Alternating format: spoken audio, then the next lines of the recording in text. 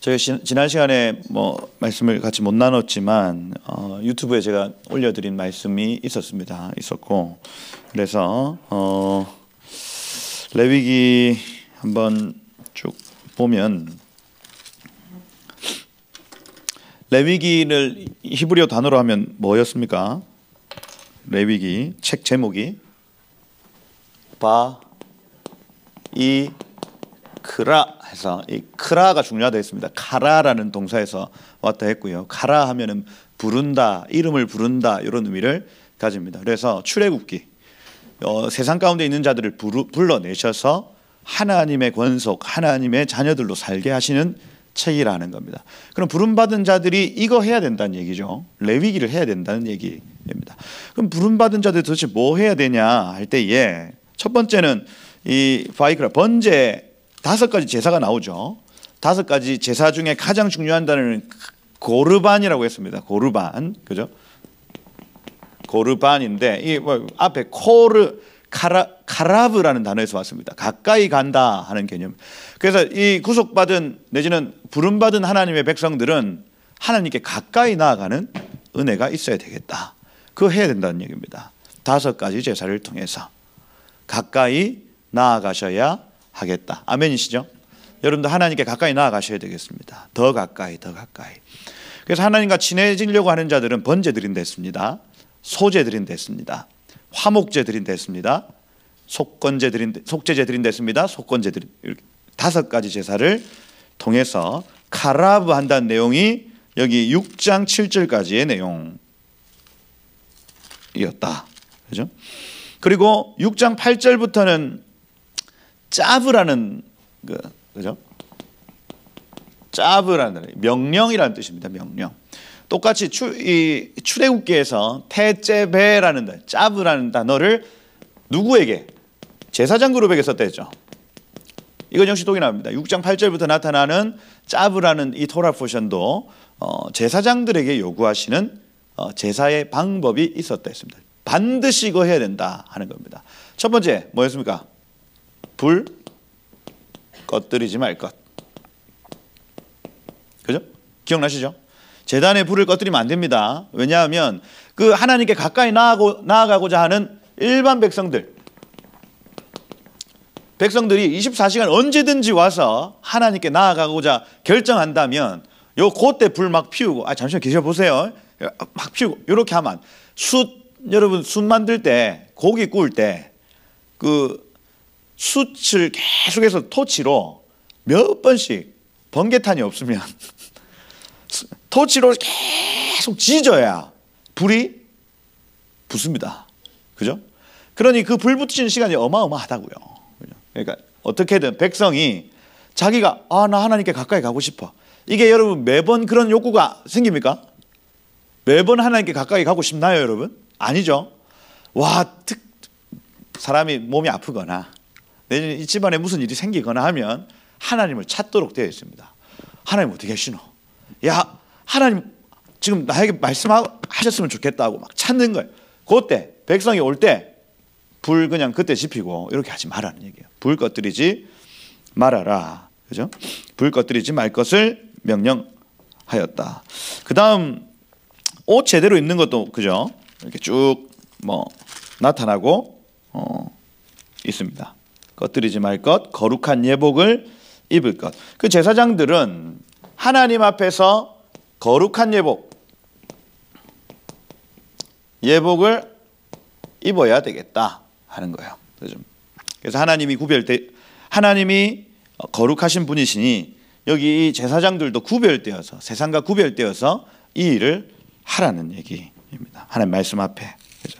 그것이 쭉 위임식까지 쭉 이어졌다가 지난주에 쉐미니라는 단어. 쉐미니 하면 8번째입니다. 8번째. 이 단어의 뜻이 그래요. 그래 9장 1절에 보면 8째 날에 이렇게 표현을 하죠. 그래서 이 8째 날 어떤 날이냐? 7은 완전수, 그냥 온전한 수라면 8은 온전해져서 새로 시작하는 수입니다. 그래서 새로운 시작, 노아의 홍수가 8명으로 시작했고, 여러분 난지 8일 만에 할례를 주는 것 역시도 마찬가지입니다. 이 8이라는 히브리어 숫자는 새로운 시작을 나타냅니다. 초막절 7일을 축제를 하고 나서 8일째를 그 쉐미니 하제렛이라고 해서 8일째를 축제로 즐겨요. 축제로 새로운 날이다 하고 축제를 즐기는 날이 쉐미니 하제렛이라는 명절이라 할 수가 있습니다. 그래서 8은 새로운 시작이다. 그래서 이 백성의 번제와 제사장의 번제가 처음 드려지는 날을 여덟째 날이라고 얘기를 하는 거예요. 그럼 여러분 인생의 여덟째 날은 어떤 날이냐? 예수께 죄를 옮긴 날이다. 아멘이시죠? 예수께 죄가 옮겨지면 새 날이에요. 새 날. 유쾌케 하는 날입니다. 그렇죠? 그래서 예수를 믿음으로, 예수가 나를 위해 죽었다는 그 믿음으로 죄를 옮길 바로 그 때가 여러분들의 새 날입니다. 새 날. 8번째 날이다 하는 거예요. 그 얘기가 9장에 쭉 나타납니다. 그 새로운 날이 지나고 나서도 여러분 범죄하는 장면이 10장에 나타나요. 나답과 아비후가, 그죠? 범죄. 술 마시고 들어갔죠. 이거 술 마시고 하나님의 성소에 들어가서 다른 불을 막 드리고요. 그죠? 그게 이제 10장 9절에 나타나는, 그죠? 장면들입니다. 그래서 그 자리에서 죽습니다. 그 자리에서 죽었다 하는 얘기. 11장에 보면은 이 부름받은 자들의 살아야 하는 삶을 여러 동물들을 빗대어서 얘기하고 있습니다. 저 영상을 보신 분들은 들으셨겠지만 쪽발, 새김질, 요건요 성도들이 살아야 할 삶의 모습을 짐승을 통해서 나타내는 것이다. 여러분 아담이 이름을 부르는 것들마다 동물 이름이 됩니다. 그건 무슨 얘기냐면 아담이 얘를 딱 보는데 만약에 개를 봤어요. 개. 그러면 개 안에 숨겨진 하나님의 비밀을 찾아내는 거예요. 개는 도대체 왜 만들어졌는가? 찾는 겁니다. 귀여워요. 가까이 있어요. 충성돼요. 이런 것들 찾아내서 그것을 단어로 뚝 말한 것이 가의 이름이 됩니다. 가의 이름. 개의 이름이 된다고요. 그 우리나라에서는 개 이름을 주로 뭐라고 합니까? 바둑이? 바둑이라 그러겠네. 왜 바둑이라 그랬을까요, 여러분? 바둑 두는데 옆에 있었겠죠. 주로 외국에서는 개 이름을 뭐라고 합니까? 메리, 그렇죠. 메리 쫑쫑 하잖아요. 메리 쫑쫑, 그죠? 그거는 영국에서 나온 거죠. 영국 여왕 메리가 너무 하여튼 이 개 차반. 하여튼 그래서 돌아다니는 들개들을 주로 메리, 헤이, 퀸 메리 이렇게 했답니다. 그래서 메리였다는 거죠. 그런 것처럼 여러분 솔로몬이 아담이 불렀던 그 모든 의미들을 찾아내는데 도사였어요. 솔로몬이. 그리고 예수님 역시 마찬가지예요. 예수님이 오셔서 삭개오 이런 애들 만나가지고 그의 이름을 부르고 정체성을 딱 확인시켜주고 너 이제 죄사함을 받아 내려와라 얘기를 하고, 그죠? 이 아담, 솔로몬, 예수님 공통점이 있습니다. 모든 사물에 숨겨진 하나님의 비밀을 찾아낸 사람들이에요. 찾아낸 사람들. 뭐 예수님을 사람이라 표현하기엔 좀 그렇겠지만, 그죠? 완전한 사람이셨고 완전한 하나님이셨으니까 뭐 사람이셨죠, 그죠? 그러니 오늘 여기에 쪽발과 새김질, 또 뭐 있습니까? 지느러미와 비늘, 그 다음에 날개가 있는데 기어다니는 것, 그 다음에 아예 땅을 이렇게 뱀처럼 이렇게 다니는 애들, 이런 애들의 특징을 보면서 하나님이 숨겨 놓으신 비밀을 발견하라는 얘기입니다. 발견해라. 성도들의 삶이다. 하나님 원하시는 성도들의 삶. 그죠? 쪽발은 구별이죠. 구별. 그래서 세상과 구별되었다. 너희는 세상과 구별되었다는 것의 상징. 그죠? 그러니까 여러분 돼지 족발 먹을 때 그 족발 그냥 아유 맛있다고 먹는 게 아니라니까요. 쪽발을 보면서 아, 세상과 구별되어야 하는구나. 하고 드시는 거예요. 아멘이십니까? 소 먹을 때 소, 되새김질의 그죠, 대명사 소, 그죠? 이 되새김질이라는 요 단어가 끌어당기다라는 의미입니다. 여기 보면은 가라르라는 단어인데 끌어당기다라는 단어예요. 그럼 무슨 얘기입니까? 삼켰다가 다시 끌어당겨서 씹었다가 또 삼키면 그 밑에 있는 위로 내려가고 또 끌어당겨서 씹었다가 더럽죠. 옛날에 그 껌 씹어가지고 책상 밑에 놔뒀다가 또 껌 씹고 굉장히 더럽습니다. 그죠? 그렇게 하면 그죠? 이게 나중에 소똥은 아무도 뭘 먹었는지 알 수가 없죠. 그냥 이렇게 대충 이렇게 턱 나오잖아요. 턱. 그죠? 그것처럼 되새김질 계속해서 먹었다가 개어내고 먹었다가 개어내고 뭡니까? 끌어당긴다. 계속해서 말씀을 끌어당기는 삶. 내가 이 말씀을 소화했는지 또 확인하고 소화가 좀 덜 됐네 넣고 또 확인하고 내가 말씀을 잘 살아냈는가? 요 삶을 살아야 한다는 거야. 살아야 한다. 세상과 구별되어서 하나님의 말씀을 묵상하는. 그래서 이 가라르라는 단어에서 하가라는 단어가 나옵니다. 하가 하면 읍조리다. 여호와의 말씀을 주야로 묵상하는 자로다 할 때 그 묵상하다라는 단어가 앞에 하가 붙고 가라르 이렇게 되어 있는 겁니다. 묵상하는. 그렇죠? 하나님이 불러낸 자들에게 원하시는 삶이 무엇이냐? 세상과 구별되어서 하나님의 말씀을 씹어먹는 사람들인 거예요. 그렇게 나타난다. 지느러미, 여러분 지느러미와 비늘은 뭡니까? 지느러미가 없는 물고기들은요, 꼼장어 기억하시면 됩니다. 아무 데나 갑니다. 아무 데나. 그냥 앞에 있으면 가요. 그죠? 그러니까 비가 올 때 꼼장이, 이 장어들이, 미꾸라지가 비 올 때 막 하늘을 날아다닙니다. 아세요? 농촌에서 비가 오면 미꾸라지가 하늘을 날아다니는. 왜요? 거기가 냇물인 줄 알아요. 왜? 지느러미가 없다니까요. 근데 지느러미가 있는 물고기들은 어떻게 합니까? 목적지가 분명합니다. 내가 북쪽으로 가야 되겠다면 지느러미를 가지고 북쪽으로 갑니다. 실제로 그런 애들은요, 막 거슬러 막 올라갑니다. 거슬러. 지느러미를 가지고. 뭐예요? 방향성이죠. 우리가 목적 없이 사는 것 아닙니다. 우리의 목적지 분명히 있습니다, 여러분. 아멘이시죠? 하늘을 향한 삶이에요. 하늘을 향한 삶. 그죠? 우리의 목적지 분명하다. 그냥 될 대로 캐세라 하고 살아가는 게 아니고 우리의 목적지 하늘을 향해 가는 삶을 살아라. 이게 지느러미가 가지고 있는 의미죠. 그러면 비늘은 뭡니까?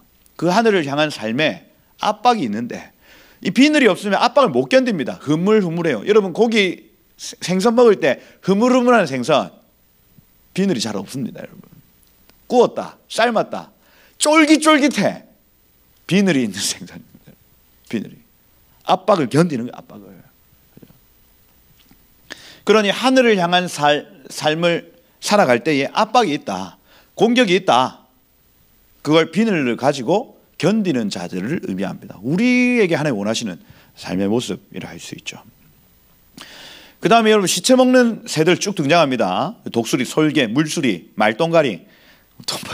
말똥가리란 가마우지 뭐 이런 거. 매 이런 것들. 썩은 고기 먹는 새들이죠. 여러분 썩지 않을 것을 먹어야 되는데 썩을 것을 먹고 만족하는 새들입니다. 여러분 이 땅에 살아갈 때에 썩지 않을 것을 먹어야 됩니다. 썩지 않을 것. 아멘. 썩지 않는 영원한 것, 눈에 보이지 않는 것들을 먹고 사셔야 된다는 얘기예요. 눈에 보이는 것들 말고. 영원한 것은 여러분 눈에 보이지 않습니다. 그죠? 눈에 보이는 것은 한정적이고 썩습니다. 나중에. 눈에 보이지 않는 것은 영원합니다. 그러니 이 영원한 눈에 보이지 않는 것들을 드시고 살아가셔야 되겠다. 날개가 있는데 기어다니는 것 하나님이 혐오하신답니다. 날개가 있는데도 무슨 얘기입니까? 하늘을 날 수 있는데도 하늘의 삶을 살 수 있는데도 땅에 기어다니는 것들이 있대요. 여기 보시면 뭐 있습니까?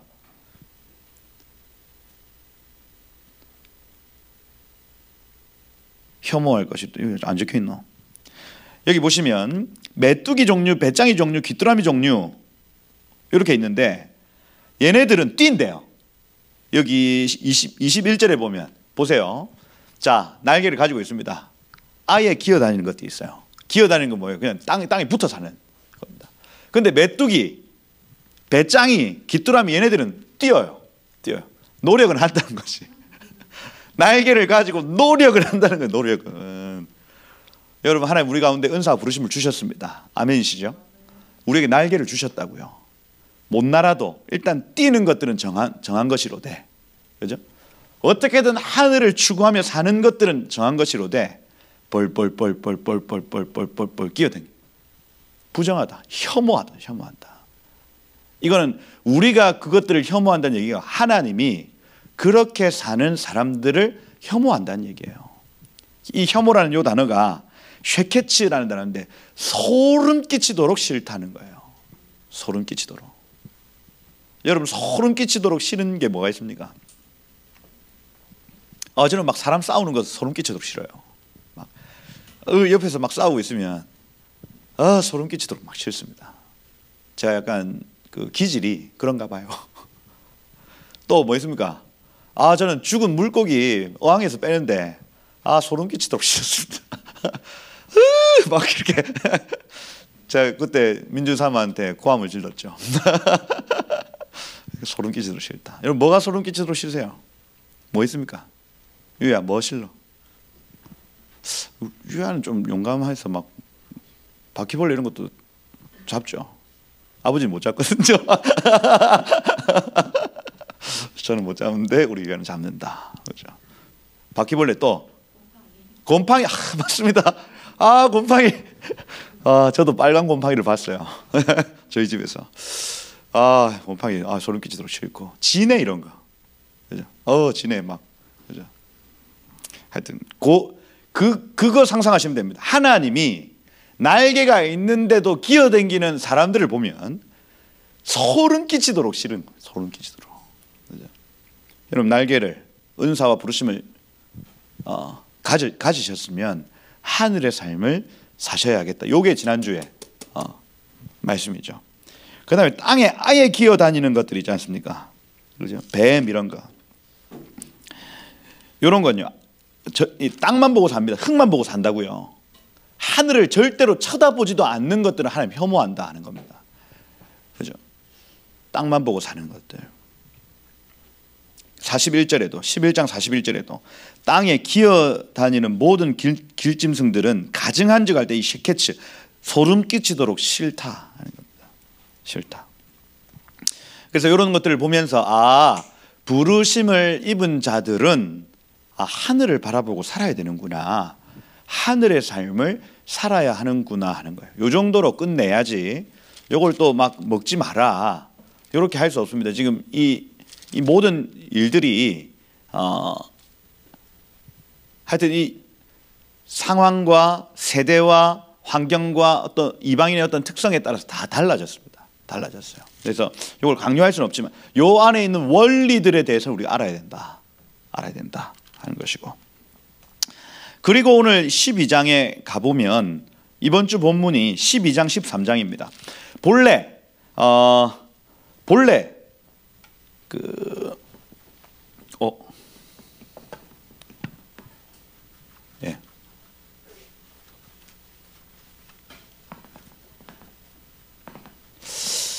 토라 포션이요, 54개의 토라 포션이 있습니다. 54개가 있는데 6월절 포션이 추가가 되고요. 그 다음에 오순절, 초막절, 그 다음에 한우카, 이렇게 4번 정도, 이걸 또 한 2주 정도 하거든요. 그러니까 총 한 5번 정도가 추가가 돼요. 그럼 1년이 52주잖아요. 한 번에 다 할 수 있습니까? 없습니까?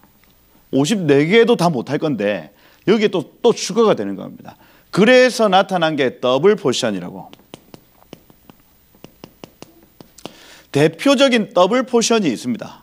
대표적인 더블 포션. 그러니까 두 몫을 한 주에 읽어내야 되는 시간인 거예요.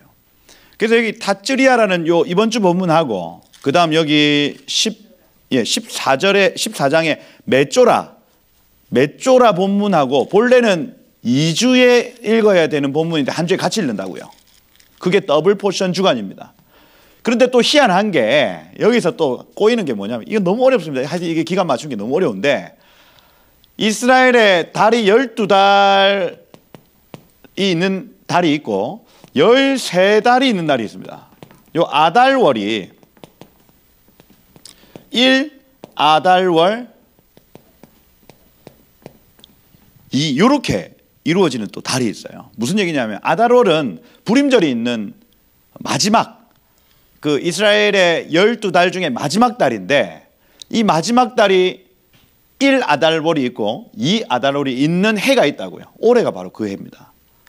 올해가. 그래서 이 더블 포션이 다시 쪼개지는 시간이 있어요. 그래서 이번 주는 본래 타츠리아하고 메쪼라하고 같이 읽어야 되는데 보통 뭐 같이 읽습니다. 그런데 이번 연도에는 쪼개서 읽어요. 쪼개서. 그렇게 생각을 하시면 됩니다. 왜? 아달월이 한 번 더 겹치. 이게 다 이유가 있습니다. 이게 하여튼 여러분들에게 설명을 다 드릴 수 없지만 마지막 달을 한 번 더 주신다는 거 하는 거 무슨 얘기냐면 새해를 맞이할 때 한 번 더 준비해라는 얘기입니다.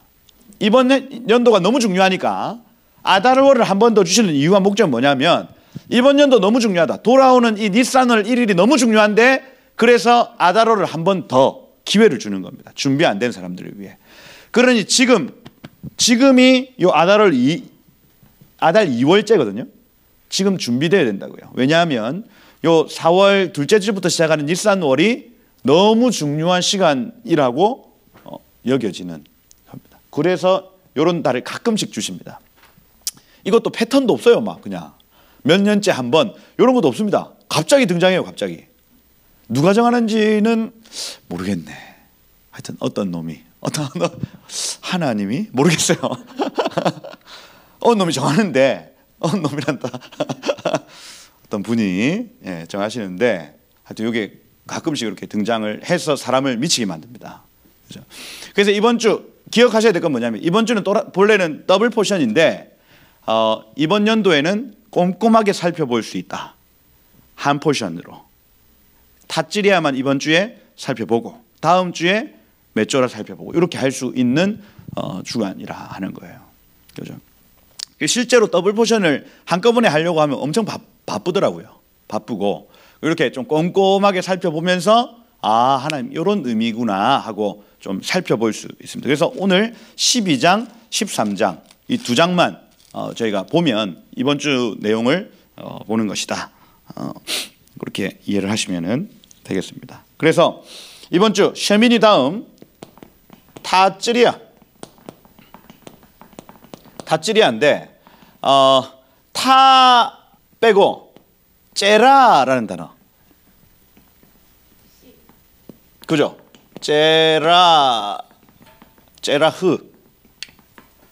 이것도 째라흐. 그죠? 째라 맞네. 항상 알렙하고 헤이트하고 헷갈려가지고 제가 적어놓고 항상 실수를 합니다. 째라 하면은 아까 말씀하신 대로 씨라는 뜻입니다. 씨. 이게 언제 가장 먼저 등장하냐면 가장 먼저가 아니고 창세기 3장 15절에 나타나는 원시복음에서 가장 핵심적인 단어가 바로 저 째라라는 단어입니다. 그죠? 창세기 3장 15절.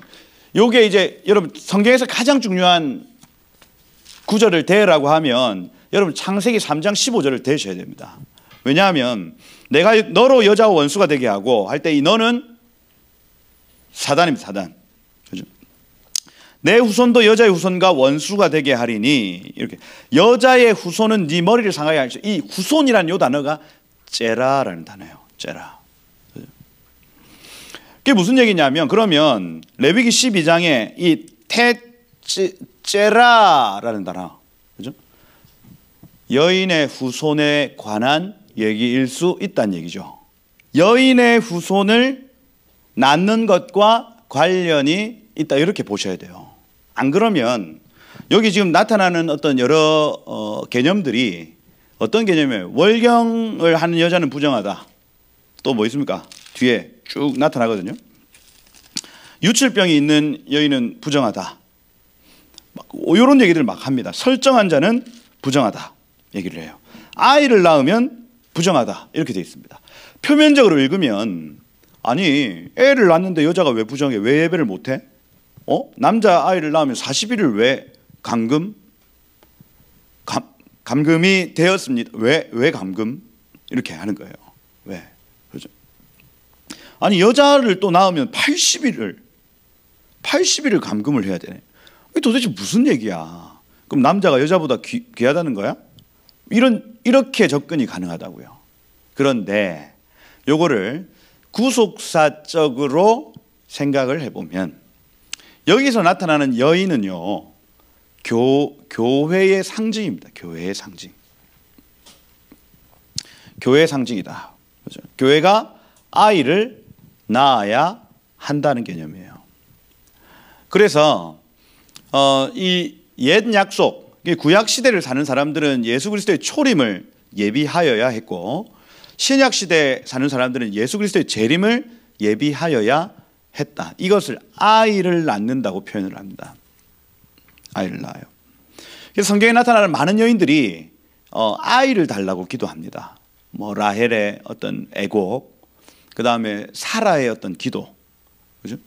그 한나의 기도 역시도 아이가 없었을 때 아이를 달라고 하는 여인의 기도였다고요. 그건요 단순히 우리 아들을 좀 주십시오 하는 기도가 아니에요. 그건 구속사적으로 여인의 후손을 달라는 기도입니다.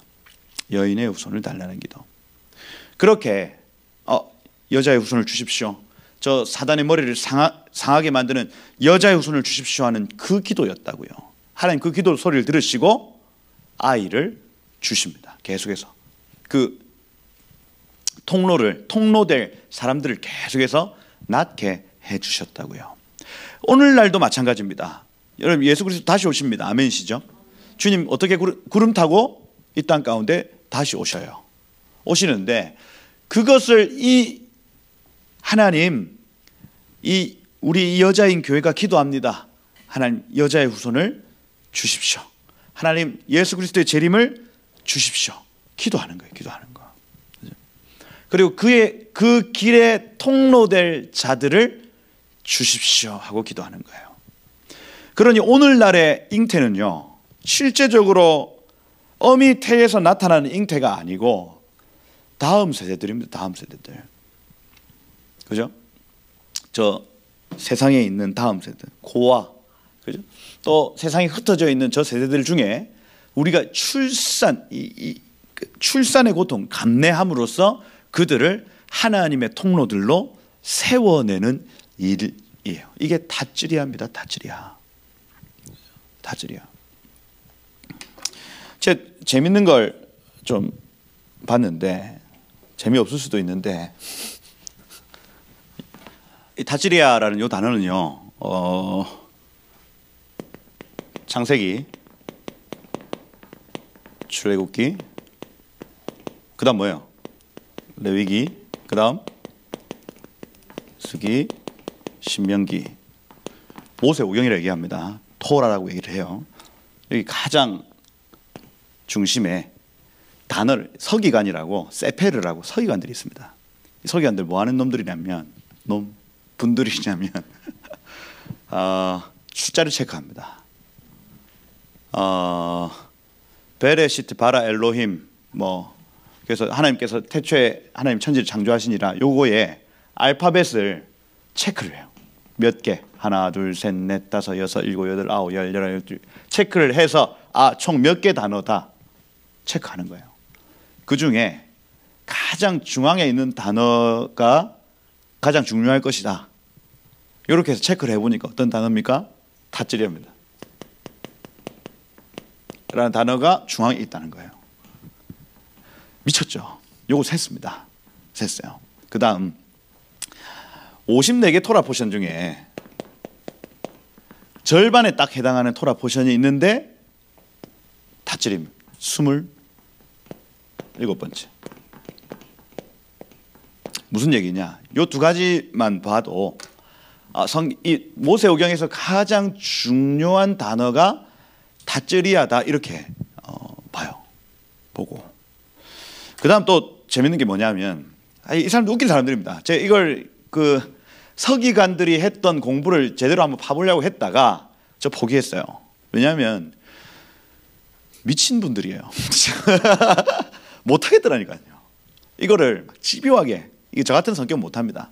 바늘에 그 실 넣고 이런 거 저 엄청 싫어하거든요. 그러니까 막 집요하게 이렇게 막 해야 되는데 못하겠더라니까요. 근데 뭐 어떻게 하냐면 완전수가 7인데 7을 두 번 하면 49입니다. 이 49라는 숫자도 굉장히 하여튼 중요한 숫자라고 생각을 하나 봐요. 그래서 여기 창세기 1장 1절부터 쭉 이어질 때 49번째 단어들마다 한 번씩 1에서 49. 그래서 첫 번째 단어, 그 다음에 49번째 단어. 알파벳이다, 알파벳. 또 그 다음 49번째, 그 다음 49번째. 요거를 체크해 보니까 토라, 이렇게 토라 이렇게 됐다는 겁니다. 알파벳이. 그 다음에 출애굽기도 49 해보니까 토라 이렇게 나온 거예요. 미친 분들이죠. 그리고 여기도 찾자니까 안 나오는 거라. 여기 똑같다니까 어떻게 하냐면 라토 이렇게 됩니다. 여기 어떻게 합니까? 라토 이렇게 되는 겁니다. 이렇게. 그러면 진짜 이제 궁금한 게 뭐냐면, 재밌으니까 재미없으니까 그럼 레위기는 도대체 뭐냐고 했더니 여기에서는 야훼가 나온 겁니다. 야훼. 그래서 이 다쓰리야라는 본문을 가지고 반을 딱 접으면 토라 두루마리 쭉 폈습니다. 그걸 반으로 탁 접으면 토라 라토 이게 정확하게 합쳐진다, 이런 개념을 가져요. 수비학적으로 이 토라라는 이 5권의 책이 어떻게 구성되어 있는지는 몰라도 이 사람들 서기관들이 막 체크를 해보니까 이거 완벽한 책이다라고 얘기를 하고 싶은 거예요. 그죠? 그러니 여러분이 말씀의 가장 중앙에 있는, 모세오경의 가장 중앙에 있는 다쓰리야가 의미가 있겠다 싶은 겁니다. 왜냐하면 걔네들이 집요하게 계속 걔네들이라는 그분들이 집요하게 연구해 놓은 것들에 의하면 요 순서까지도 무언가 의미가 있겠다 싶은 겁니다. 왜냐하면 하나님께서 모세에게 주신 말씀이에요. 주신 말씀. 이건요, 모세가 막 자기 마음대로 기록한 말씀이 아니고 단어 하나하나까지, 내지는 이름 하나하나까지 하나님 주신 겁니다. 하나님이. 그러니 이 모세 오경을 계속해서 읽으면 읽을수록 사실은 더 깊은 것들이 나올 수밖에 없어요. 하나님의 비밀한 것들이 보여지는 겁니다. 아마 다음 연도에 또 만약에 이 말씀을 보면 똑같은 말씀이 나오지 않을 겁니다. 또 다른 것들이 막 나올 거예요, 여러분. 저도 한 2014년도부터 이것들을 막 보고 이렇게 했었는데 지금 2022년이니까 진짜 많은 세월 동안 본 것 같습니다. 어찌됐든 여기 토라의 가장 중심에 무엇이 있는가? 다쓰리야가 있다. 다시요. 토라의 가장 중심에 무엇이 있는가? 다쓰리야가 있다. 이것은 창세기 3장 15절과 연결되어져 있는 다쓰리야다 하는 겁니다. 교회는 잉태하여야 하겠다. 다시요. 교회는 잉태하여야 하겠다. 이것이 12장입니다. 12장. 그럼 13장, 14장은 뭐냐면 잉태하지 못하도록 만드는 것이 있는데 그것은 곧 죄다 하는 거예요. 교회가 잉태하지 못하게 만드는 것은 죄입니다. 죄. 메쪼라. 그죠? 짜라 하면 고통이고 고통 속에 있는 것. 뭐 그런 거죠. 그리고 15장까지 가보면 15장은요. 잉태할 만한 여인의 규례. 그래서 유출병이 끝나고 나서 어떻게 다시 뭐 잉태할 수 있는가 이런 것들이기 때문에 잉태할 수 있는 교회가 곧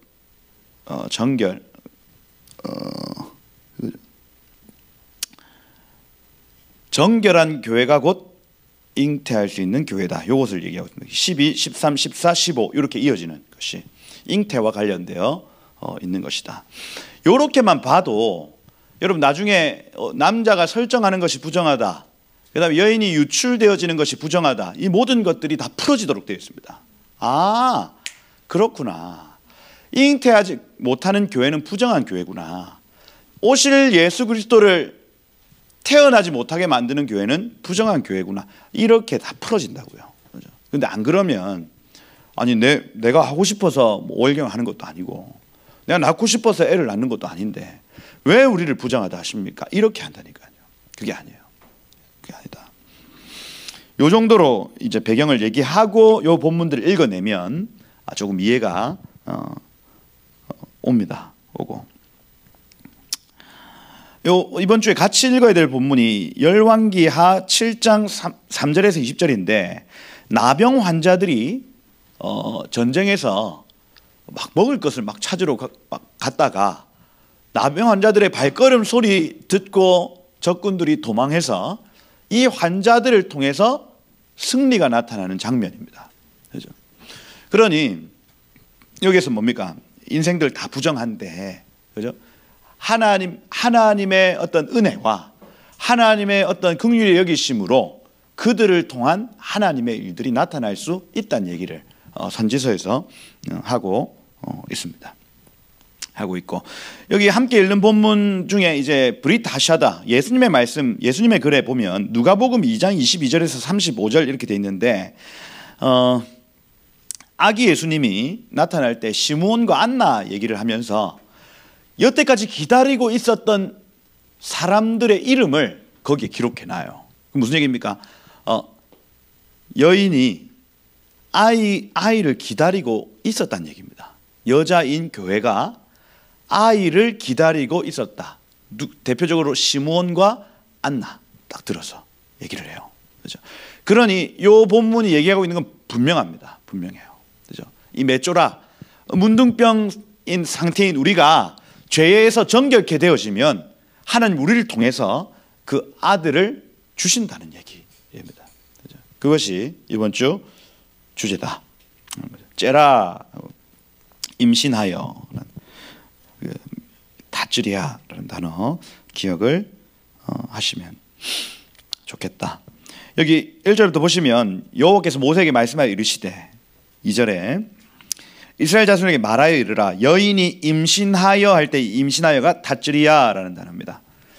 째라라는 자라 씨를 뿌린다 하는 개념이고요. 그래서 임신이 될 일이 있을 것이 뭐 이렇게 그 번역이 되면 좋죠. 그리고 남자를 낳으면 그는 7일 동안 부정할 것이다. 그죠? 곧 월경할 때 같이 부정할 것이다. 돼 있고요. 여덟째 날에는 여기 여덟째 날 등장하죠. 새 날입니다. 새 날. 여덟째 날에는 그 아이의 포피를 벨 것이요. 그러니까 이 남자 낳고 7일 동안은 월경할 때와 같이 부정하다. 무슨 얘기냐면 이 타와라는 단어를 사용하는데 기운이 없는 날처럼 부정할 것이다 이렇게 되어 있습니다. 기운이 없는 날. 그래서 이 여성이 이 월경을 할 때에 기운이 없다라고 성경 기록합니다. 기운이 없다, 힘이 없고, 그죠? 무슨 얘기입니까? 교회가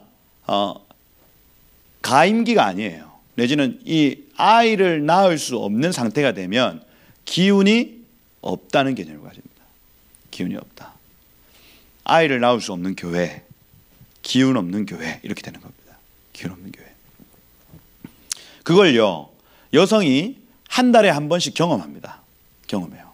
그래서 내가 아이를 낳을 수 있는 시간이 있고 아이를 낳을 수 없는 시간을 매 달마다 경험한다고요. 매 달마다. 그렇죠? 그걸 경험하면서 그냥 그 시간이 참 힘든데 그 힘듦이 곧 교회의 힘듦이다 하는 거예요. 체유라 체유. 체유라. 여성에게만 주신 중보의 어떤 몫이 있습니다. 있어요. 그것도 힘들 때에. 그럼 여러분 이 월경 중에 여러분 어떤 기도를 하셔야 되냐면 교회가 아이를 예수 그리스도를 잉태하지 못할 때의 그 어떤 힘듦을 그때 느끼는 거예요. 그러고 기도하는 겁니다. 하나님 이 교회가, 이 생명수 교회가 예수 그리스도의 오심을 낳을 수 있도록 지금 은혜를 베풀어 주십시오. 기도하는 거예요. 모든 것은 하나님의 비밀이 숨겨져 있습니다. 모든 것에는. 그거 찾아 하나님의 뜻을 구한다면 하나님이 그 기도를 들으시고 일하신다 하는 거예요. 그 7일 동안 부정할 것이, 기운이 없는 날까지 부정할 것이다. 그리고 기운이 생기는 날부터 괜찮아진다 이렇게 표현을 하는 겁니다. 근데 그 여인은 아직도 33일을 지나야 산혈이 깨끗하여지니 정결하게 되는 기한이 차기까지는 성물을 만지지도 말며 성소에 들어가지도 말아라 이렇게 얘기를 합니다. 여기서 이렇게 좀 중요하게 생각해야 될 것이 무엇이냐면 성소가 어떤 장소냐 하는 거예요. 성소. 성소는 성막이 이렇게 있으면 신랑 되신 예수님과 신부된 교회가 하나 되어져서 이곳 가운데서 하나님의 일들이 나타나는 장소입니다. 그죠? 그러니 신부된 교회의 어떤 상징으로 여인들이 뭐 들어갔다 이렇게 표현을 하고, 그죠? 성막으로. 그죠? 그리고 이 말씀이신 그리스도가 여기에 지금 존재하고 계시는 거예요. 거기에 합당하지 않다 이렇게 표현을 합니다. 구속사적으로 보셔야 되는 거예요. 구속사적으로. 여기 그러니까 총 40일입니다. 40일. 남자 아이를 낳으면 40일 동안 제한된다. 여자 아이를 낳으면 2일에서 14일. 산혈이 깨끗하게 되어지는 건 66일에서 총 80일입니다. 80일. 그렇죠? 여기에서 이제 여러분 그 수비학, 오늘 계속 수비학이 나오는데 40이라는 숫자는 육체의 수라 할 수가 있습니다. 육체의 수. 여기 보시면 주로 성경에 금식이 나타날 때 며칠 금식이에요? 40일 금식이고요. 성경에 매를 때릴 때 어떻게 때리냐면 40에 하나 가만매 39대를 때립니다. 그렇죠? 왜냐하면 40대를 때리면 육체가 죽는다고 봐요. 죽는다. 그러니 이 40이라는 숫자는 육체의 수입니다. 육체를 상징하는 수예요. 그렇죠? 모세가 40년 광야를 지냈더니 육체의 모든 것들이 다 내려놔지더라. 뭐 이런 것들. 예수님이 40일 동안 광야에서 생활하셨더라. 이건 역시도 다 이 수비학에 지금 들어가는 부분이라 할 수가 있습니다. 40은 육체의 수다 하는 거예요. 남자 아이를 낳으면 40일이 지나야 정결해진다. 남자 아이는 40일이 지나야 정결해진다. 무슨 얘기입니까? 이 육체의 정욕을 이기는 것이 남자의 정결이다. 이 얘기예요. 이 얘기. 그럼 80은 뭡니까? 80.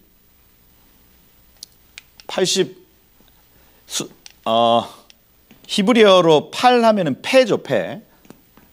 그래서 80은 입술입니다. 입술. 그래서 모세가 80세의 사명자가 되어지는 거, 그거 뭐 입술의 정결이라 할 수가 있고요. 그래서 이 80 이렇게 하면 입술이라 할 수가 있습니다. 우리가 5780년도 할 때에 그 80이라는 숫자가 폐라는 숫자예요. 폐라는 숫자. 그래서 입입니다. 그럼 보십시오. 여자는 80을 지나야 된다. 남자는 40일 지나야 된다 하는 겁니다. 이 무슨 얘기냐면 결국에는 남자아이를 낳았을 때는 육신의 정욕이 해결되어지면 정결되어진다는 얘기. 여자아이를 낳았을 때는 입술의 어떤 부정이 온전케 되어야 정결해진다는 얘기입니다. 그래서 여러분 주로 그렇죠. 남자를 괴롭히는 거는 정욕, 육체의 정욕이라 할 수 있고, 여자를 괴롭히는 거는 입술의 정욕이라 할 수가 있습니다. 요거를 지난 사람을 정한 사람이라고 표현을 하는 거예요. 정한 사람. 그죠? 그 입술의 정결이라 하면 뭡니까? 먹는 거니까요. 식욕을 이기는 여자가 정하다. 뭐 그것일 수도 있겠지만 주로 요 뒤에서 요 말로써 우리가 많이 실패한다. 여인들이. 그리고 기한이 참 오래 걸린다. 그죠? 요 입술의 정결이 이루어지는 기한 말입니다. 그죠? 남자들 같은 경우에도 이 육신의 정욕이 다 이렇게 빠지는 그 날이 곧 그가 쓰임 받는 날이다. 이렇게 표현을 하죠. 그죠? 그래서 여인들이 쓰임 받는 하나님의 성소에서 이렇게 활동할 수 있는 근거는 입술에 있다. 남자들이 하나님의 성소에서 활동할 수 있는 근거는 정욕에 있다. 이겁니다. 이것을 뛰어넘어야 고일이 가능하여진다. 그것에 대한 상징이라 할 수가 있죠. 그래서 그 여인은 반드시 그 양이 없으면 집 비둘기 새끼, 그다음 산 비둘기 새끼 이런 것이라도 가지고 와서 반드시 속죄하여야 하겠다 하는 거죠. 그렇게 해야 여기 성소에 합당한 사람이 된다는 거예요. 그죠? 그게 12장 전체가 지금 말하고 있는 부분이고, 여기서 또 중요한 단어가 남자라고 할 때 이 남자를 자카르라고 표현을 합니다. 그 단어로 자카르라고. 여자를 낳으면 5절에 여자를 낳으면 이렇게 네케바라고 적어놔요. 그죠? 아니 아담 그 다음에 하와 아니냐, 또 이시 아니냐. 근데 그것 말고 자카르라는 단어를 사용하고 네케바라는 단어를 사용합니다. 자카르는 기억하다라는 단어입니다. 남자는 사명이 뭐냐? 기억하는 거예요. 기억하는 거. 하나님이 하신 말씀을 기억하는 것입니다. 그죠? 이것이 남자가 평생토록 해야 될 일입니다. 그럼 여자 네케바는 뭐냐? 여자는 네케바 하면 찌른다, 뚫는다, 송곳으로 꽉꽉 눌린다 이런 의미를 가져요. 무슨 얘기냐? 남자가 기억할 수 있도록 옆에서 찌르는 역할입니다. 찔. 기억을 못하고 막 딴 데 막 이렇게 가려고 하면 옆에서 누가 찌른다고요? 여자가, 네케바가 꾹꾹 찌르는 겁니다. 꾹꾹 찌르는 거. 이게 남녀의 어떤 사명이라 할 수가 있습니다. 그래서 우리 남자분들은 그 아내들이 막 그 잔소리를 한다 그렇게 생각하면 안 된다. 안 되고, 저 네케바구나. 나를 찔러주는구나. 내 말씀대로 살지 못했을 때 나를 계속해서 찔러주는구나라고 생각을 하는 겁니다. 하는 거예요. 하는 것이고, 이 남자가 자카를 계속해서 말씀을 기억하며 살 때 그 가정에 화평이 있습니다. 화평이 있어요. 그죠?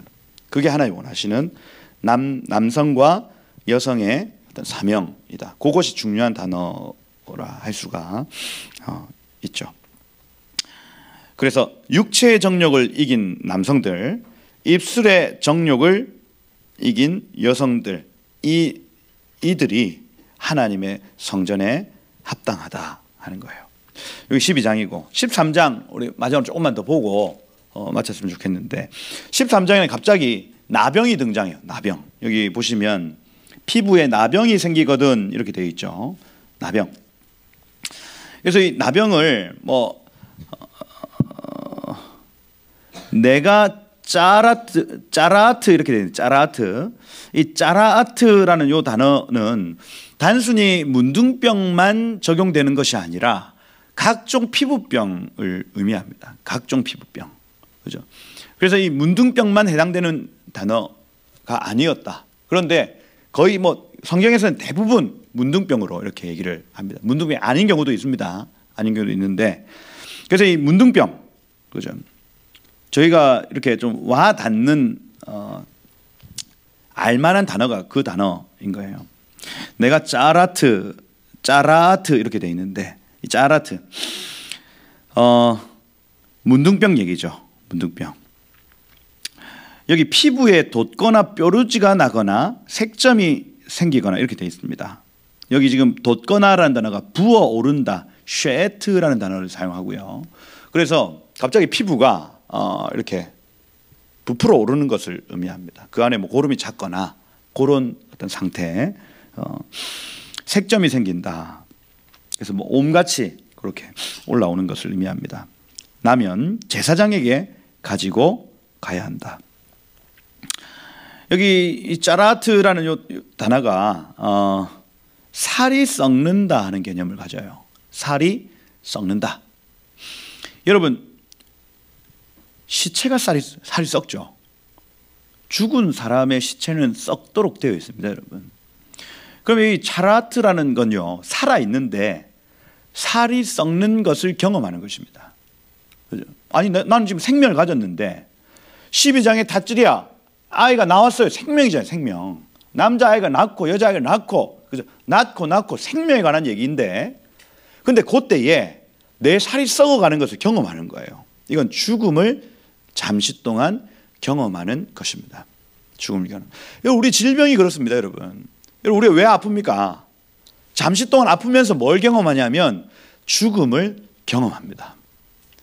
그러면서 나에겐 생명이 좋은 것이구나, 생명이 필요한 것이구나, 생명이 너무나도 중요한 것이구나 깨닫고 생명 대신 주님을 바라보기 시작하는 거예요. 이게 질병이 우리 가운데 가르쳐 주는 것입니다. 하나님, 질병을 왜 허락하십니까? 그건요, 잠시 동안 죽음을 경험해 보는 시간이에요. 그죠? 그래, 조금만 아파도, 그죠?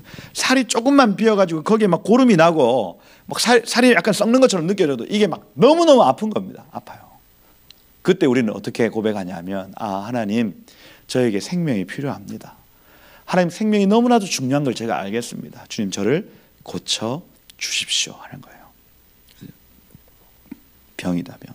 그러니 여러분, 질병은요, 여러분들에게 있는 모든 질병은 생명에 대한 훈련이라 할 수가 있습니다. 우리가 생명을 가졌다고 착각합니다. 소유했다고 착각한다니까요. 그것이 아니라 빼앗길 수 있겠구나. 생명을 허락하시는 하나님이 계시는구나 하고 생명을 훈련하는 시간이 바로 질병의 시간이에요. 질병의 시간. 그래서 이 문둥병을 통해서 사람들은 죽음을 경험한다. 그죠? 그리고 생명을 방해하는 것이 바로 무엇이냐? 죄다, 죄예요. 3절에 보면 제사장은 그 피부의 병을 진찰할지니 이렇게 되는, 이 진찰하다라는 단어가 라아라는 단어입니다. 라아하면 관찰이에요. 관찰. 계속해서 제사장이 할 수 있는 건 관찰입니다. 옆에 있는, 주변에 있는 제사장과 같은 사람들이 여러분의 죄를 해결해 줄 수 없고 오직 관찰할 수 있습니다. 죄가 어떻게 진행되고 있는지, 그리고 그걸 얘기해 주는 수밖에 없어요. 죄를 해결해 주실 분은 오직 누구세요? 예수 그리스도. 그분 앞에 가야, 그분의 피가 발라져야, 그죠? 우리의 죄가 속하여진다. 제사장이 할 수 있는 건 오직 관찰하고 얘기해 주는 것밖에 할 수 없습니다. 제사장이 관찰할지니 3절, 5절, 6절, 7절, 8절, 10절, 12절, 15절, 17절 계속해서 제사장은요, 관찰합니다. 관찰해요. 교회는 어떤 곳이냐면 우리의 죄가 관찰되어지는 곳입니다. 여러분. 아멘이세요? 여러분, 교회에 나오는 자들마다 자신의 죄가 계속해서 보입니다. 그리고 많은 사람들이 그 죄에 대해서 느껴요. 그러니 교회가 할 수 있는 역할은 바로 그것입니다. 죄가 관찰되어지는 것이에요. 그리고 죄 사함의 원리가 있는데, 죄 사함은 반드시 어떤 원리로 이루어지냐면 이 고백의 원리, 자백의 원리로 이루어집니다. 자백의 원리. 여러분, 나병 환자가 나병이 걸렸어요. 그러면 먼저 제사장이 선포합니다. 당신은 나병입니다 하는 거예요. 그럼 그때부터 이 사람이 할 수 있는 유일한 행위는 뭐냐면 이 윗입술을 가리고 담에 외치는 겁니다. 다른 거 할 수 없어요. 오직 한 가지만 할 수 있습니다. 나는 부정합니다. 저는 죄인입니다. 저는 부정합니다 밖에 못하는 거예요. 언제까지? 하나님이 그 고백을 받으셔서 고쳐주시기까지입니다. 고쳐주시기까지. 보세요. 지금 제가 제3의 원리에 대해서 말씀을 드립니다. 여러분, 죄를 사할 수 있는 유일한, 우리가 할 수 있는 유일한 행위는요, 고백밖에 없습니다. 저는 죄인입니다. 저는 죄인입니다. 평생을 하나님이 이걸 고쳐주시기 전까지는 담에 하는 거예요. 죄 해결 방법이 있다. 뭐냐? 유일한 방법인데 우리 입장에서 할 수 있는 유일한 방법은 자백밖에 없어요. 자백. 근데 여러분, 사단은 계속해서 죄를 자백하지 못하게 만듭니다. 이 원리예요. 원리는 단언합니다. 여러분의 자백입니다. 근데 죄가 있어야 우리가 썼거든요. 사단의 종됩니다. 죄가 있어야. 사단은 어떻게든 자백을 못하도록 만들어요. 첫 번째, 이 사단의 죄 해결 방법 첫 번째는 뭐냐면 감춘다. 숨기는 겁니다. 자백 안 하고 계속해서 감추면은 이게 해결될 거라 생각해요. 시간이 지나면. 안 그래요. 자백해버려야 됩니다, 여러분. 자백. 두 번째는, 사단은 이걸 감추다 안 돼요. 이게 안 됐어. 어떻게 하냐면 죄를 전가시킨다. 이 양 목사님이 항상 하신 얘기입니다. 사단은요, 죄를 감추게 만들고요, 그 다음 두 번째 죄를 전가시킵니다. 내가 이렇게 한 거 나 때문이 아니라 우리 아버지 때문이야. 아니야, 내가 이 행동을 한 건 우리 어머니 쪽에 유전자가 그래서 그래. 이렇게 전가시켜요. 다른데 내 기질이 그래서 그래. 또 내 환경이 그래서 그래. 나는 불우한 환경에서 자라서 나 이 죄를 지었어. 전가시켜버려요. 죄 어떻게 하면 해결되는데? 자백하면 해결되는데. 나는 죄인입니다 하면 되는데 그걸 못하게 만드는 거예요, 여러분. 여러분, 우리의 죄에 있어서 우리의 기질도 변명이 될 수 없습니다, 여러분. 우리의 환경도 변명이 될 수 없어요. 죄는 내 안에 있는 것이면 내 안에 있는 거야. 어디 밖에 있는 것이 아니에요. 전가시키면 안 된다. 감추면 안 된다. 그러고 세 번째로 이 사단이 하는 짓이 뭐냐면 일반화시킵니다. 일반화시켜요. 무슨 얘기입니까? 죄도 그래. 아이, 나만 죄 짓는 거 아니잖아. 나만 늦는 거 아니잖아. 아이, 나만 그렇게 하는 거 아니잖아. 다 그렇잖아 하면서 유일하게 뭘 못하게 하냐면 자백을 못하게 하는 거예요. 자백을. 그걸 보셔야 돼요. 자백 못하게 만든다. 그리고 맨 마지막 사단의 전략은 뭐냐면 보상합니다. 보상 뭐예요? 내가 죄를 있어. 죄 자백은 안 해. 근데 이 죄를 어떻게든 갚기 위해서 헌금하는 거예요. 헌금. 내 죄가 있는데 죄책감 때문에 안 되겠다. 헌금하고. 그 다음에 새벽기도 나와가지고 버티고 앉아있고, 나 새벽기도 그래도 하잖아 하는 거예요, 여러분. 새벽기도 하는 게 중요한 게 자백이 중요하다는 게, 자백이. 그죠? 미안합니다. 용서해 주십시오. 요 얘기가 안 나오는 거예요, 여러분. 여러분, 평생 숨겨보십시오. 여러분, 그 사람하고의 관계 안에서 평생 다른 이유를 찾아보십시오. 평생 보상해 보십시오. 더 열심히 살아보십시오. 그 죄 문제가 해결이 되나? 안 됩니다. 가서 미안하다 해야 끝납니다, 여러분. 아멘이십니까? 그게 유일한 방법이라니까요. 네가 뭘 원하냐? 속건제를 내줘야 됩니다, 여러분. 그래야 여러분이 그 문제에 있어서 자유합니다. 자유해요. 평생 해보십시오. 평생. 그 죄에 갇혀서 평생 그렇게 살아보십시오, 여러분. 그 문제 해결이 되나? 사람들, 제가 이 생명수 교회에 있으면서 한 가지 특징을 알았습니다. 사람들이 미안하다는 얘기를 힘들어해요. 내가 먼저 손 내밀지 못하고 먼저 손 내밀어서 내가 잘못했습니다, 내가 미안합니다가 안 되는 거예요. 이걸요 여러 번 봤습니다. 결국 그 미안하다 한마디를 못해서 교회를 떠나갑니다. 떠나가요. 왜 그런지 이해가 안 돼. 미안하다 하면 되는데. 이거 참 희한합니다. 희한해요.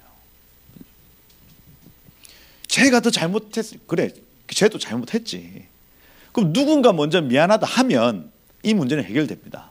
그런데 둘 다 속이 다 상해 있는 거예요. 다 상해 있어요. 아니 제가 더 잘못한 것 같은데요. 아 맞지 그래. 그런데 그렇게 한번 평생을 한번 살아보십시오. 여러분. 여러분이 행복하나? 아니라니까요. 결국 교회를 나가서 밖에 나가서 좀 행복하게 살까요? 노 코멘트 하겠습니다. 여러분 제 문제 해결은요 자백과 고백에 있습니다. 그것 아니고는 방법이 없습니다. 사단은 계속해서 다른 방법 가르쳐줘요. 아니다. 미안하다. 날 용서해다오. 먼저 얘기하는 것이 그 문제에서 해결받는 유일한 방법입니다. 아멘. 이 메시지를 듣는 모든 분들 안에 이 낮은 마음이 있기를 축복합니다. 여러분. 저 사람 잘못이 더 커 보여요. 그런데 먼저 손 내미는 겁니다. 여러분.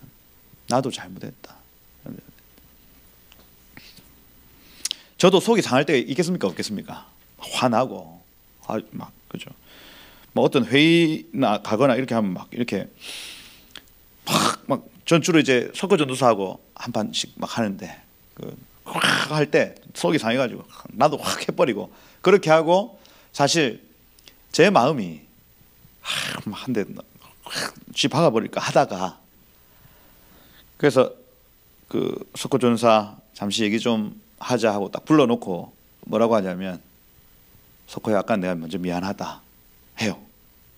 그러면 이게 석호도 있다가 제가 미안하다 하면 어떻게 되냐면 눈이 양같이 녹습니다. 이렇게 딱 살기가 풀려요.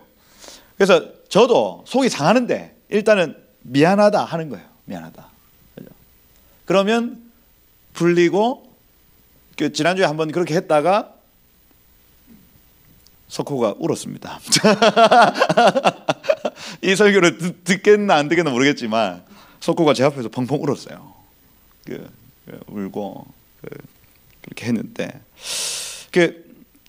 저도 자존심도 상하고 그다음 마음도 상하고 이렇게 하는데 미안하다 안 나오더라니까요. 속에서. 그런데 에라이 모르겠다 하고 뱉어 버려요. 뱉어 버리니까 이게 의외로 쉽게 문제가 풀어지고.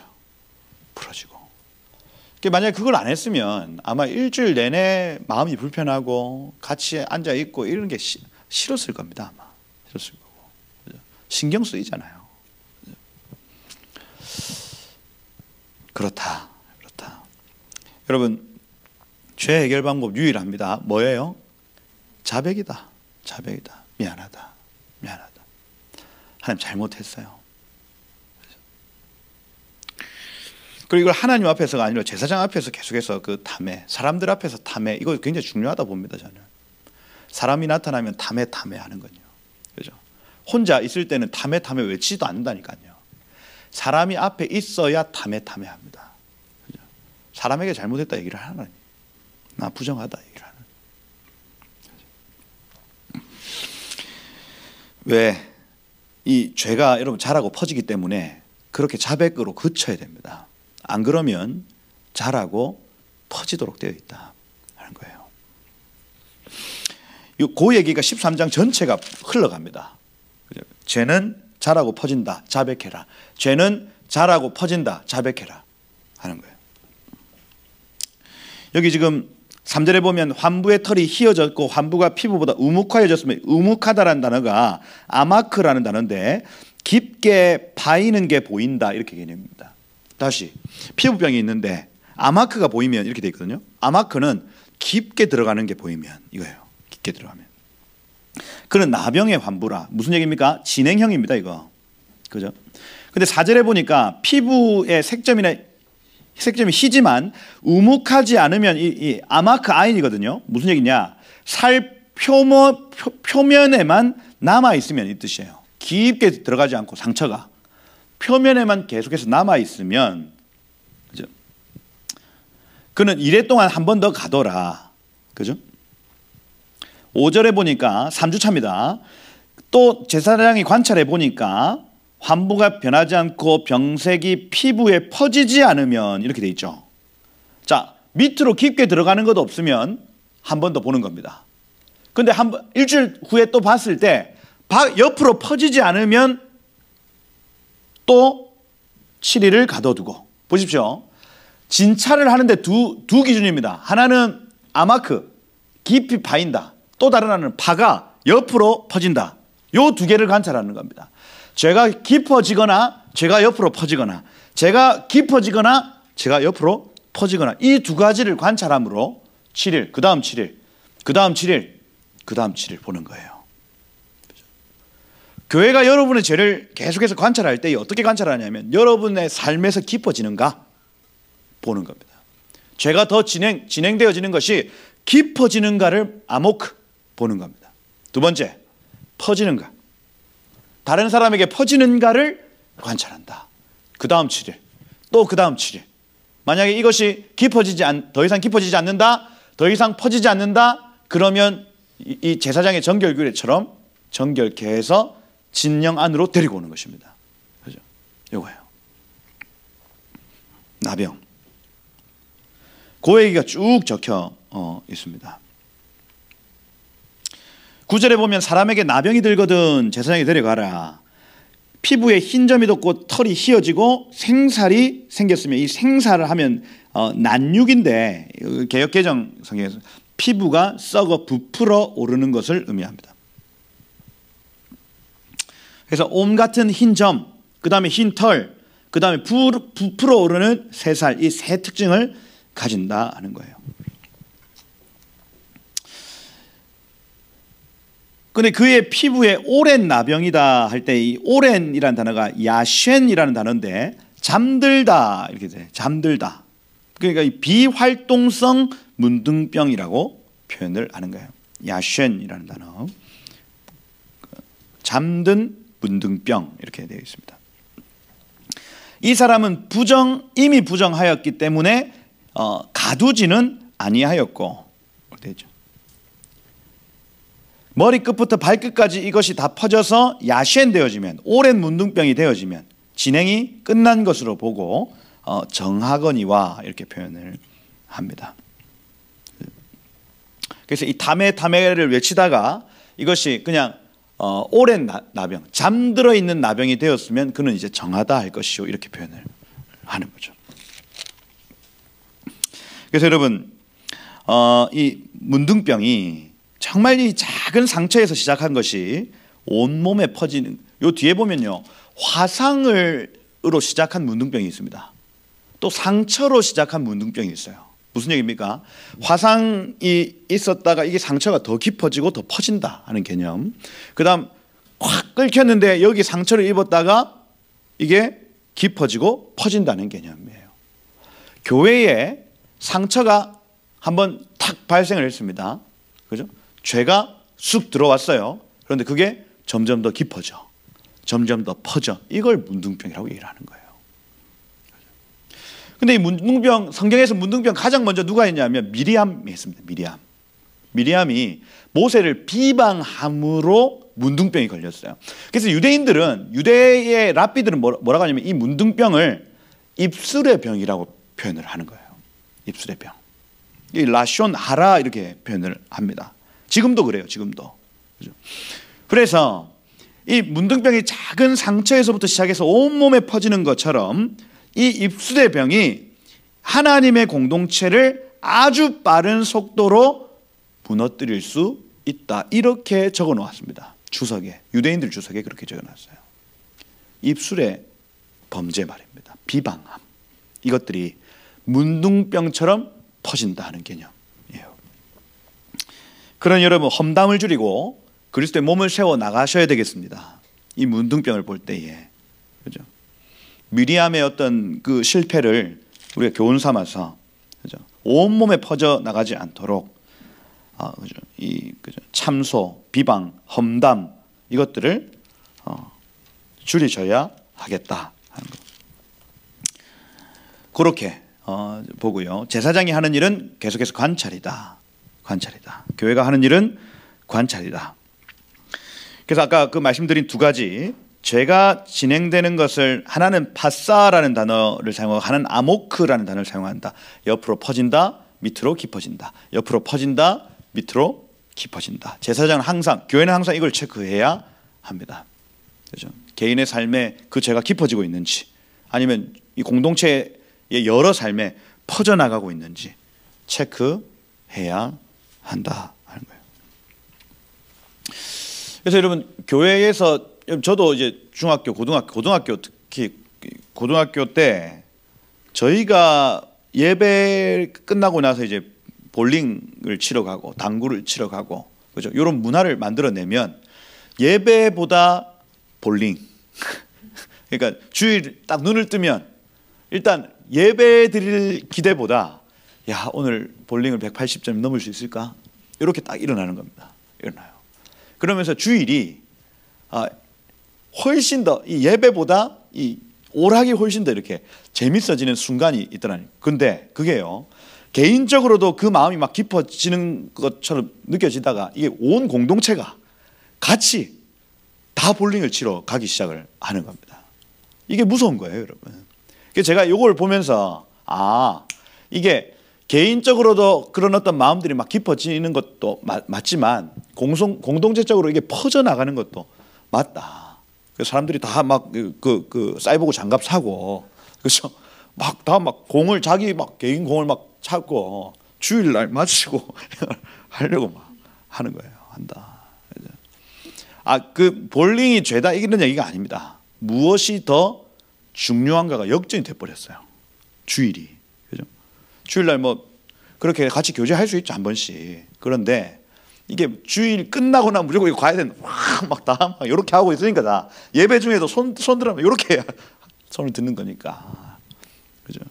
이게 공동체가 같이 망할 수 있겠다 하는 거죠. 그죠? 공동체의 연애 분위기가 쫙 퍼지면요, 온갖 연애들이 막 추파를 막 던집니다. 추파 던지고, 그죠? 사람이 딱 들어오면 느껴요. 이게 이 공동체가 지금 이런 분위기구나 딱 느껴집니다, 여러분. 이게 퍼진다니까요. 퍼져요. 싸운다, 퍼집니다. 퍼져요. 그러니 제사장들, 교회는요, 그걸 계속 점검하는, 퍼지냐, 깊어지냐, 퍼지냐, 깊어지냐 체크하는 거예요. 체크. 그 두 가지만 체크하면 일 없습니다. 그리고 여기 아까 제가 말씀을 드린 대로 45절, 46절이 너무 중요하거든요. 13장 45절, 46절. 나병 환자 옷 찢고 머리 풀고 윗 입술 가리고 외치기를 어떻게 합니까? 부정하다, 부정하다, 탐해, 탐해 외치는 겁니다. 탐해, 탐해. 저는 부정합니다. 문둥병의 해결 방법이에요. 치료법입니다, 여러분. 이 고백을 하지 않으면 치료도 없습니다. 그래서 죄가 끝나는 순간은 어떤 순간이냐? 자백의 순간이다. 사람이 가까이 오면 외쳐야 한다 하는 겁니다. 병이 있는 날은 늘 부정할 것이다. 그가 부정한 줄 혼자 살 때 진영 밖에서 살아야 한다 하는 거죠. 진 밖으로 쫓겨난다. 여러분, 이 이스라엘에서 진 밖으로 쫓겨난다 하는 건요, 하나님의 백성에서 떨어진다는 개념이에요. 백성 밖으로 나갔다. 말씀에서 벗어난 것이죠. 그리고 47절부터 여기 지금 끝절까지는 의복에도 나병 색점이 생긴다는 얘기죠. 그죠? 여기 49절에 보면 그 병색이 푸르거나 붉으면 할 때 이 푸르다라는 단어가 예라크라크라는 단어인데 녹색이라는 녹색. 그 다음에 붉으면 아담담 이렇게 돼. 아담은 에돔이죠. 에돔. 붉은 곰팡이를 의미합니다. 그래서 푸른 곰팡이, 녹색의 곰팡이와 붉은 곰팡이죠. 전 두 개 다 봤습니다. 저희 집에서. 그래서 이게 어떤 건지 제대로 알아요. 그래서 푸른 것이 조금 진행이 심각하게 되면 붉게 되더라니까요. 근데 그게 의복에도 있고요. 나중에는 집에도 있습니다. 무슨 얘기입니까? 죄의 영향력이다. 죄의 영향력이다. 사람을 잉태하지 못하게 만들고 교회를 잉태하지 못하게 만드는 유일한 것인데 그 죄인데, 죄는 자라고 죄는 퍼진다. 막아야 된다. 불살라야 된다. 없애야 된다 하는 거예요. 없애야 된다. 그것이 13장 끝절까지 내용입니다. 그러고 다음 주에 14장, 15장 본문을 보면서 이걸 조금 더 구체적으로 아마 볼 수가 있지 않을까. 어떻게 제 문제가 해결되어지는가를 소개하고 있습니다. 자백 이후에 어떤 제사를 드리면 맞춰지는가 나오는 거예요. 여러분들 잉태하셔야 되겠다. 출산하셔야 되겠다. 예수 그리스도, 우린 교회입니다. 교회, 주의 몸된 교회로서 연합하여서 잉태하고 출산해야 되겠다. 막아서는 것들이 있다. 죄다. 죄를 없이 하셔야 되고요. 죄가 나타난다면 자백하셔야 되겠고요. 용기를 내서 자백하셔야 되고요. 미안하다 하셔야 되겠고요. 용서를 구하시고요. 속건제 드리시고요. 그렇게 해서 여러분들 교회 한 몸을 이루어서 그분의 다시 오심을 예비하는 은혜가 저와 생명수교회와 여러분들의 삶 가운데 있기를 예수 이름으로 축복합니다. 한번 기도하겠습니다. 하나님, 이 유혹의 욕심을 따라 썩어져가는 구습을 따르는 옛사람을 우리 벗어버리고 오직 우리의 심령을 새롭게 하여 주를 따라 의와 진리의 거룩함으로 지으심을 입은 새 사람을 우리가 입습니다. 하나님, 우리의 입술의 정결을 구합니다. 주여, 제단 숯불로 우리의 입술을 데워주셔서 하나님, 당신이 쓰시기 합당한 입술 되게 하시고 하나님, 우리의 육체의 정욕을 하나님 없이 하고 하나님, 마귀에게 틈을 주지 않으며 분을 내어도 죄를 짓지 않고 해가 지도록 분을 품지 않고 하나님, 모든 악독과 노함과 분냄과 떠드는 것과 비방하는 것을 버려버리고 하나님, 서로 용서하기를 하나님이 그리스도 안에서 너희를 용서하신 것 같이 하는 하나님, 이 지혜로운 교회 일어날 것을 이 시간 축복합니다. 주여, 우리의 모든 문둥병을 하나님 탐해하며 외치며 하나님 주 앞에 자백하며 고백하며 저 사람들 앞에 자백하며 고백하며 이 문제 해결되길 소원합니다. 주여, 오셔서 우리의 고백 받으시고 우리를 정하다 말씀하여 주시고 주님, 당신의 정결대로 우리를 정결케 하셔서 우슬철로 우리를 정결케 하셔서 주님 쓰시기에 합당한, 주의 거하시기에 합당한 교회 되도록 주의 기름 부으시고 역사하여 주옵소서. 임재가 떠나가는 이유, 하나님의 역사가 사라지는 이유가 우리 안에 있는 줄 알아. 주여, 자백하오니 주여 용서하옵시고 주님, 우리를 구원하여 주옵소서. 잠자는 자여 깨어서 죽은 자들 가운데서 일어나라. 잠자는 자여 깨어서 죽은 자들 가운데서 일어나라. 그리스도께서 너에게 비추시느니라. 주여, 지혜 있는 자같이 세월 아끼게 하시고 하나님, 당신의 임재와 영광 안에서 이 교회 정말 영광스러운 교회 되어주도록 기름 부으시고 역사하여 주옵소서. 그렇게 일하실 주님을 찬양합니다. 모든 영광을 주님 받아 주옵소서. 살아계신 예수 그리스도 이름으로 기도드립니다. 아멘.